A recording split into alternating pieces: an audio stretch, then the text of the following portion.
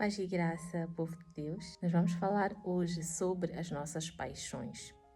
O quão importante é nós aprendermos a crucificar as nossas paixões, desejos da nossa carne. Amados, como vocês já bem sabem, existe uma batalha entre a nossa carne e o nosso espírito. Isto porque a carne, ela quer governar o nosso ser, quando na verdade o Senhor já nos disse na sua palavra e quem deve nos governar é o nosso espírito. Isto porque a carne, ela tem os seus desejos, ela tem vontades que muitas das vezes ainda não estão alinhadas com a vontade de Deus para nós. Olhando para a história de alguns reis, concretamente o rei Davi e o rei Salomão, não com o intuito de julgar, mas sim com o objetivo de tirarmos aqui algum aprendizado, nós podemos ver que estes mesmos reis são levados pela concupiscência da sua carne, ou seja, o desejo desenfreado de satisfazer as vontades da carne levou a eles a pecarem contra o Senhor. Indo mais para a história do rei Salomão, o rei Salomão estava a suceder o seu pai, o rei Davi, no trono. E o rei Salomão foi dotado por Deus de uma grande sabedoria. Mas, mesmo assim, com tanta sabedoria, a concupiscência da carne levou a ele a se envolver com várias mulheres. E que estas mesmas mulheres, algumas eram de regiões, eram de povos que o Senhor já tinha estabelecido que devia se envolver com elas. E que isso, por sua vez, acabou levando o rei Salomão a cometer outros pecados, como a idolatria, porque o mesmo passou a construir templos, lugares de adoração a deuses, fazendo assim o que não agrada ao Senhor. Em suma, meus amados, o não saber dizer não à nossa carne, o não saber colocar uma pausa nos nossos desejos carnais, pode nos levar à ruína. Amém? E vejamos, se tinha um homem o qual Deus deu grande sabedoria e deixou claro na sua palavra que ninguém antes dele e ninguém depois dele possuiria tal sabedoria, foi levado pela concupiscência da carne, pelos seus desejos carnais. Imagina nós. Por isso é que nós não devemos nos basear no nosso próprio entendimento. A palavra do Senhor já é bem explícita em nos dizer que não existe comunhão entre a luz e as trevas. Se dois não estão de acordo, não poderão caminhar juntos. Amém? E a palavra ainda é explícita quando diz que nós não devemos nos envolver em jugo desigual. Jugo desigual é simplesmente a união entre um crente e um descrente. Ou seja, quem acredita e vive de acordo com a palavra de Deus e outro que ainda não acredita em Deus ou não vive pura e simplesmente de acordo com os princípios, com os mandamentos do Senhor. Esta união entre estas duas pessoas, seja de relacionamento, seja amizade, seja uma parceria de negócios entre crente e descrente, pode levar a pessoa a cair em certas tentações da carne. Amém?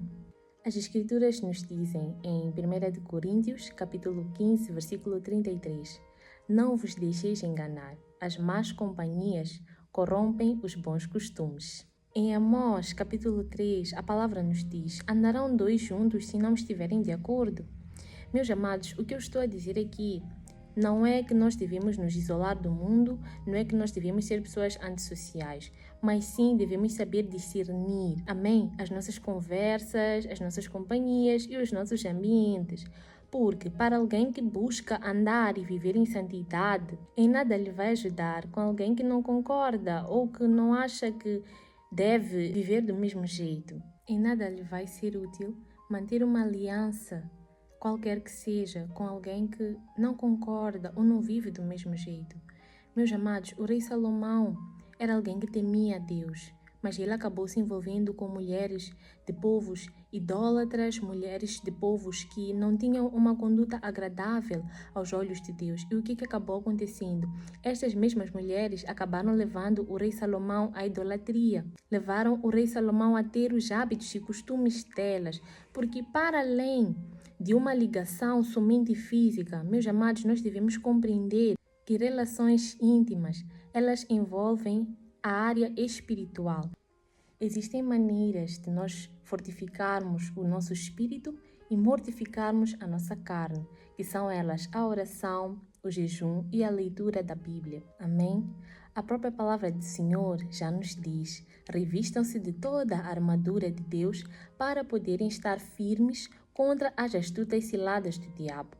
O diabo, ele anda ao nosso derredor, de acordo com a palavra de Deus. Ele é astuto em estudar as nossas preferências, os nossos desejos, aquilo que nos agrada. E é justamente isso que ele tende a trazer para o nosso meio, de maneira a nos fazer cair em tentação.